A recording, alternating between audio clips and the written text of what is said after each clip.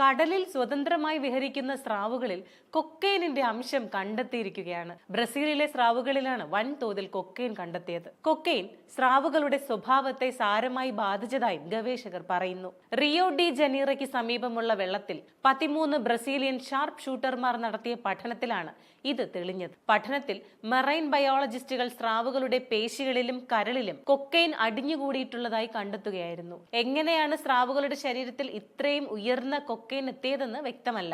രാജ്യത്ത് അനധികൃതമായി പ്രവർത്തിക്കുന്ന മയക്കുമരുന്ന് ലാബുകളുടെ ഡ്രെയിനേജ് വഴിയും ലഹരിമരുന്ന് ഉപയോഗിക്കുന്ന മനുഷ്യന്റെ വിസർജ്യം അഴുക്കുചാലുകളിലൂടെ കടലിലേക്ക് എത്തുന്നതും കൊണ്ടാകാമെന്നും ഗവേഷകർ സംശയിക്കുന്നു. വിശദമായ പരിശോധനയിൽ സ്രാവിന്റെ എല്ലാ ഭാഗങ്ങളിലും കൊക്കൈൻ പോസിറ്റീവ് ആണെന്നാണ് കണ്ടെത്തിയിരിക്കുന്നത്. 92% പേശി സാമ്പിളുകളിലും 23% കരൾ സാമ്പിളുകളിലും കൊക്കൈനിന്റെ പ്രധാന മെറ്റാബോലൈറ്റായ ബെൻസോയോ ലാക്വിനിന്റെ സാന്നിധ്യമാണ് കണ്ടെത്തിയിരിക്കുന്നത്.